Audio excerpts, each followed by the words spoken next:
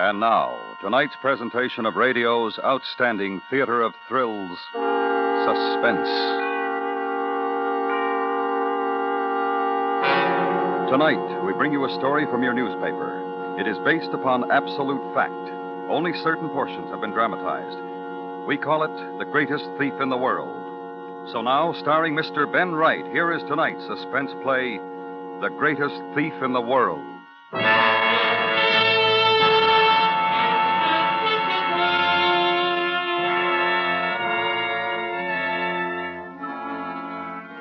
The files of Criminal Record Office in Scotland Yard contain two bulky folders, one relating to the evidence against Peter Marriot, the other against a criminal known only as the Squire. Concerning Peter Marriot, we're in possession of a number of facts. Some we gain through our own investigation, others through interested parties. Concerning the Squire, we know a good deal less. That for some 5 years he committed jewel thefts amounting to £500,000 is common knowledge. That at no time until the end did we find one scrap of evidence is further stated in the file. The question that the Yard has not been able to satisfactorily answer is whether Peter Marriot and the Squire were one and the same. The case is a mathematical fantasy. For example, we know that Peter Marriot attended a shooting party in the West Riding as the guest of Sir Leslie and Lady Banbridge. We know the gist of what transpired, but was the Squire present at that time?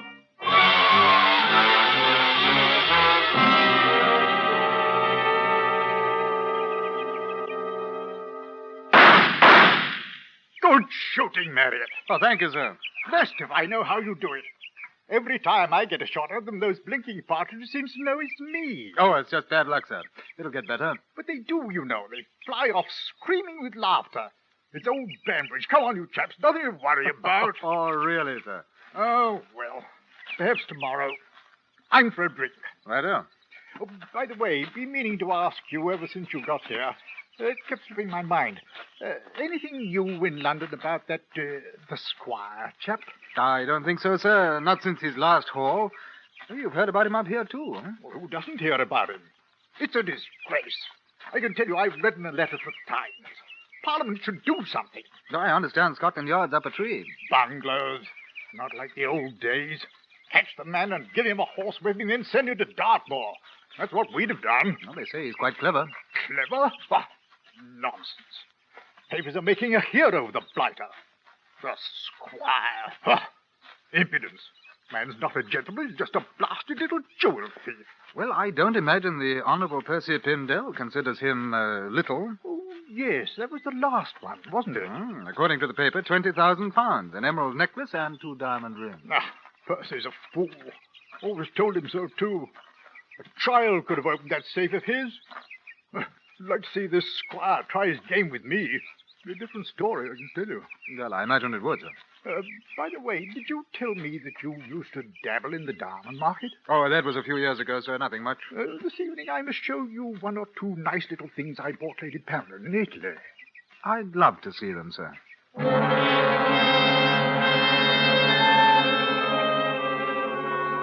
2 days after the shooting party, Sir Leslie Banbridge reported that jewels amounting to the sum of £8,000 had been stolen from his safe. It was the Squire's work. No prints, just the unmistakable methods that had tantalized us for 5 years. At that time, there was no more reason to suspect Peter Marriot than the other 18 guests, all of whom had seen the jewels in question. We know now that there was a girl in Peter Marriot's life. A girl whom we felt to be a rather odd acquaintance for a man in his position.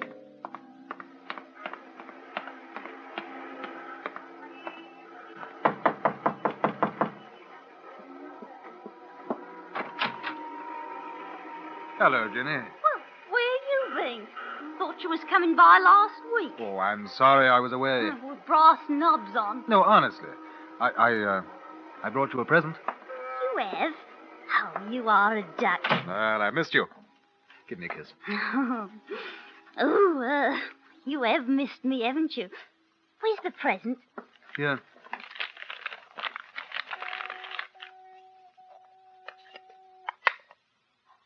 Oh, Peter. Oh, it's lovely. Oh, thanks ever so. it real? Oh, absolutely. You couldn't find a better ruby anywhere. It doesn't look real. Well, you take my word for it. It is. Oh, how lovely.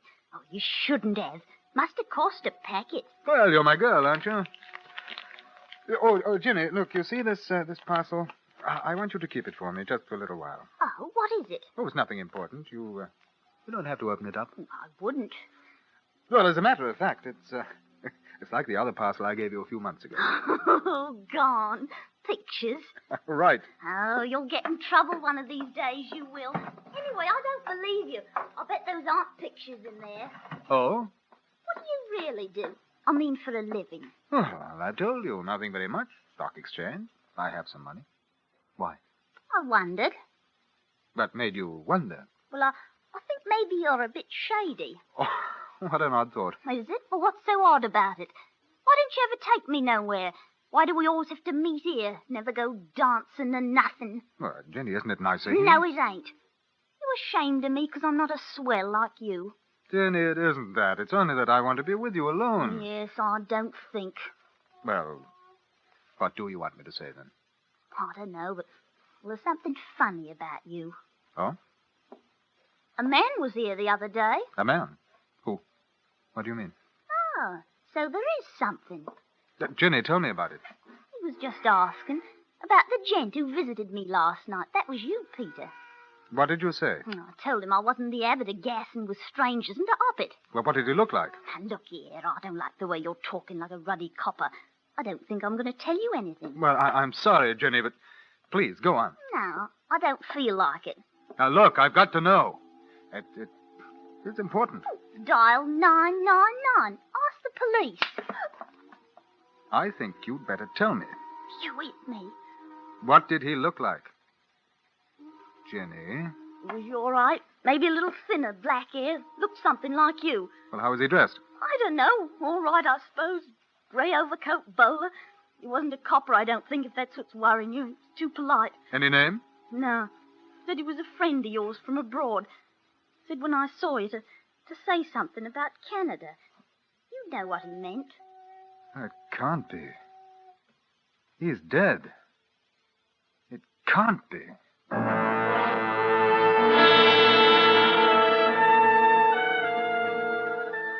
Immediately following the Banbridge robbery, the Squire was inactive. We kept an eye out for the stolen jewels, but as in the past, there was no sign of them. However, we learned one interesting fact, that Peter Marriot had attended several parties given by victims of the Squire. Although it was a very slight chance and quite possibly coincidental, we felt it advisable to assign a plainclothesman to watch him. On September 7th, 1949, the detective made his routine report. Followed suspect to Lyons Tea Shop, Notting Hill Gate. He sat at a corner table, alone. 5 minutes later, he was joined by another man. Was unable to hear the conversation. Hello, Peter Marriott. Hello. Sit down. Yeah, I don't think I would have recognized you. You've had quite a job done on your face, haven't you? Yes. Well, rather like old times, eh? What happened? I thought you were... not now, my dear fellow. It's a long story. Don't worry, you'll hear about it. How long have you been in London? Ages. Nearly 6 years. Funny you took so long getting in touch. Yes, isn't it? Hey, you look prosperous, I must say. So do you. I suppose that girl told you I'd been inquiring? Yes. Well, I thought it best to make sure. One doesn't want to make mistakes, does one? Look here, will you get to the point? What do you want? Same dear fellow, aren't you? All right. First, what about my name? Well, I thought you were dead. There's no harm there. You know I couldn't use my own name after I left Canada. Yes, but my dear fellow, Peter Marriott, there can't be two of us, you know. Why not? Because when I found out 5 years ago that you were calling yourself that, I had to change my name to something else. Well, now I think I want my own back. Well, you can have it. There must be more than a few Peter Marriotts in the world. Definitely, but we're special, you and I. Very special. Oh, you see, I've been reading a lot about you. You're quite a toff. Races, hunt balls, and all that. I've followed you very closely. You can be a great help to me, old man. Great help indeed. What's the game? And we can do business together. Just like old times. I don't think so. But I do. You and I and the Squire.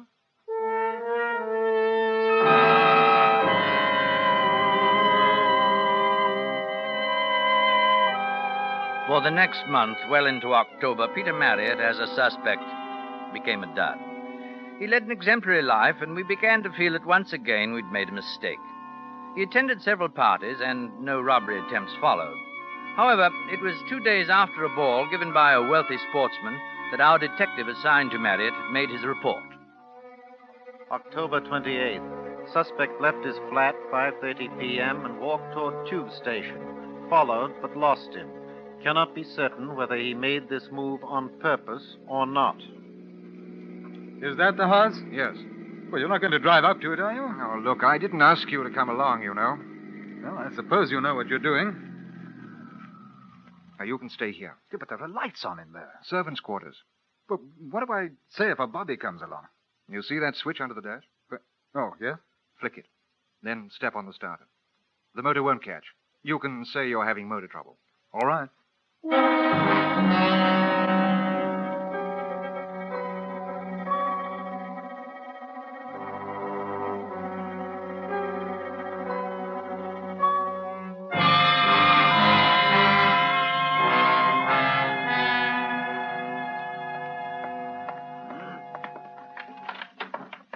Come on. Did you get it?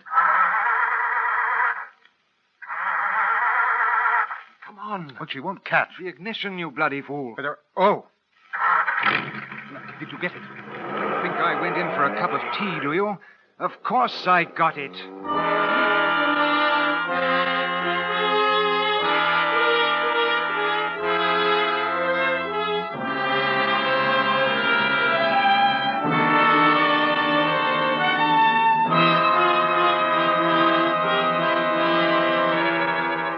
You are listening to The Greatest Thief in the World, tonight's presentation in radio's outstanding theater of thrills, Suspense.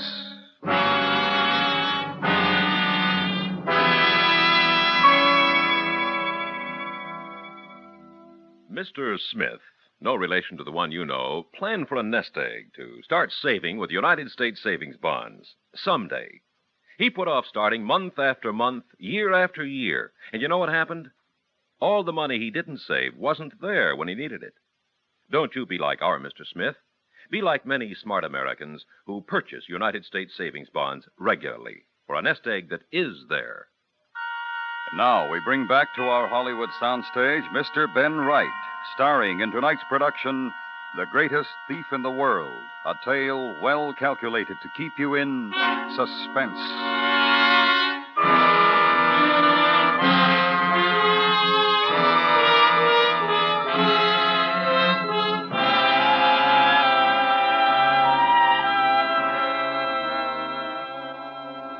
Once again, the Squire had struck, this time to the tune of 14,000 pounds in Oriental jewels.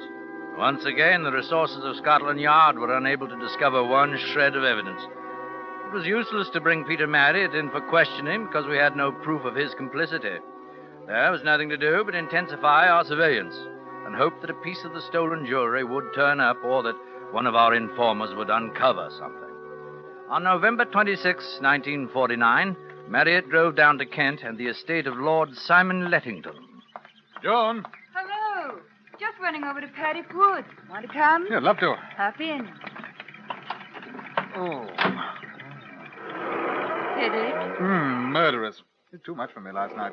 Take an aspirin. You'll need it for tonight. If I have one more hot buttered rum, I'll die. Oh, not you, Peter.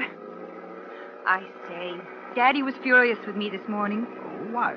For behaving the way I did with you. Oh? He saw us kissing in the playroom. Said I had no right to lead you on, that you were a very nice young man and deserved a better fate. His lordship is a discerning man. Peter? Hmm? What were you doing in the library this morning? Nothing. Why? I saw you looking at the safe, just like a burglar.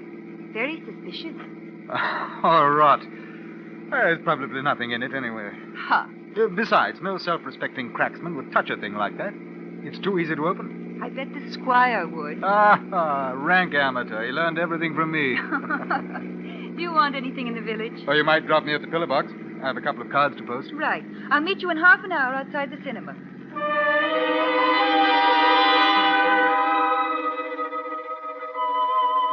Our man followed Marriott when he left Lady Joan Leddington's car in Paddock Wood. Marriott posted 2 cards, then strolled down the road to the Hotel Rackham. He entered there, went into the tavern. Our man remained outside. And what do you have, sir? Oh, double scotch. Double scotch? Yes, sir. Make it Johnny Walker, will you? All right, right you are, sir. Yeah, a bit of pre-Christmas cheer, eh? Listen, I don't like this. Outside. See in the mirror? I think it's a man from the yard. I've noticed him hanging about. Yeah, that won't do at all. What does it look like in the house? Oh, how the devil should I know? Give me time, can't you? Oh, a bit touchy, aren't you? My dear old boy, in this business one can't get nervy. You ought to know that. You should have stayed in London. No, it's better this way. We can keep an eye on one another, eh? Oh, this will buck you up. Double scotch, sir.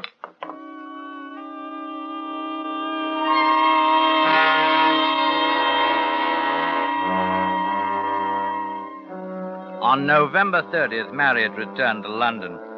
We had an idea that he'd contacted someone in Rackham Hotel Tavern, possibly the elusive stranger we knew to be meeting Marriott from time to time. In any event, we kept a man at Paddock Wood. No attempt was made during the next 3 weeks upon Lord Leddington's house, and we could do nothing but wait. On December 21st, it was noted that Peter Marriott visited Virginia Hibbert in Hammersmith at a late hour. Oh, you really have no consideration for me at all. Really, you haven't. A fine time of night to come calling. Oh, I'm sorry, Ginny, but I had to talk to you. Oh, what's up? Would you please listen? Now, I may have to go away, and I may not be able to see you again. Ever? Ever. You're a good girl. And sometimes I haven't been kind, but I've always known that I could trust you. It hasn't just been making use of you. I hope not. Ginny, that man who came to ask you about me. Has he got something to do with it? Yes. I knew him a long time ago. In Canada. Oh, cool. We worked together. It was in a mining town. One night there was a game. A poker game. It ended in a fight. My face was badly slashed, and I shot a man. Oh, lummy. I ran away. The doctor did plastic surgery on my face. I changed my name, too. The bloke who came back, is he the man you... No. No, the man I shot was a miner. The fellow who came back was the one I worked with. I thought he'd been killed in the fight. Now, you see why I was afraid when you told me about him. He knows about that man that I killed. Oh, dirty rotter. Blackmailing you, eh? Yes, Jim. And I'm going to have to do something about it. The police are following me. You see, I can't let this go on. Now, look, there's some money in here, and I want you to take it. Oh, you don't have to do that. You've treated me all right. I don't want your money, and I don't want you to go away. No, please, it's for you. There's £1,000 here. No. Take it and get out of London, Ginny. Go to a nice little town and get married. No, I want to be with you. Oh, take me with you. I could learn to be a lady, honest. I'd try. You are. Dear Ginny. Oh, don't go, Peter. Don't go, please. Well, maybe I'll come back, and if I do, I'll look for you. Truly. Truly. Give us a kiss.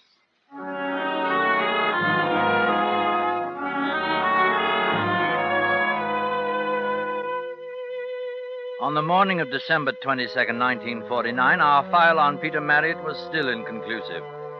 He was a strong suspect, but there was the other man whom we knew he had seen from time to time. There was now the possibility that he was the Squire.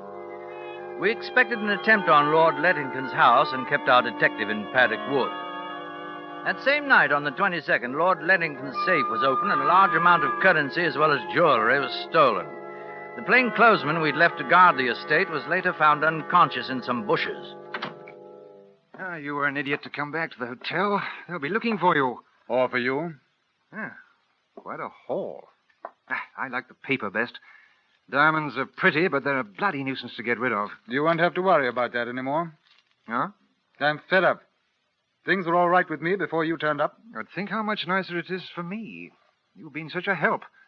I can do so much better business with you. It's finished. Oh, come on now. You'll feel better after a drink.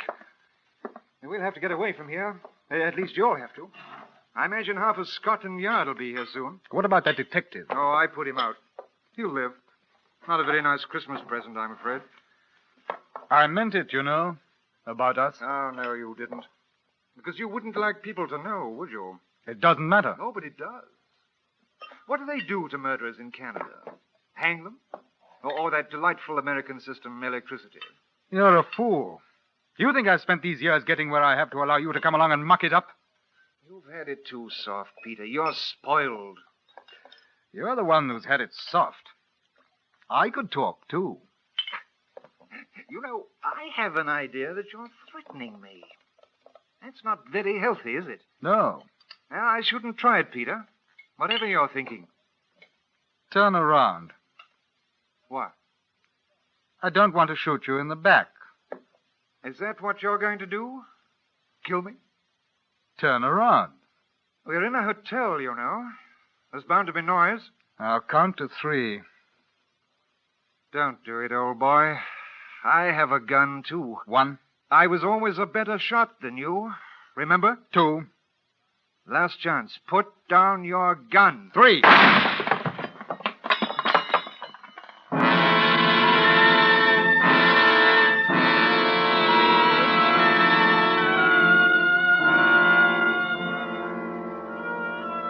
We found the body in the bedroom of the Hotel Rackham, Paddock Wood, Kent. A single shot had been fired through the head. The pistol lay on the floor. The jewels stolen from Lord Leddington's safe were on the dressing table. The currency was missing. However, there were 1 or 2 points still left unanswered. The gun was devoid of fingerprints. The deceased was not wearing gloves at the time his body was discovered. There was further the question of an open window and scuff marks on the sill. Scotland Yard still is not certain who went through that window. The real Peter Marriot? The imposter?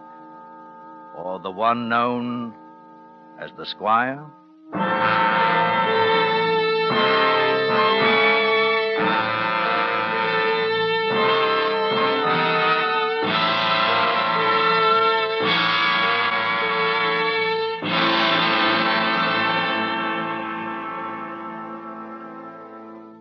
Suspense, in which Mr. Ben Wright starred in tonight's true story of the greatest thief in the world.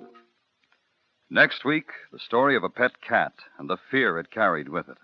We call it The Black Death. That's next week on Suspense.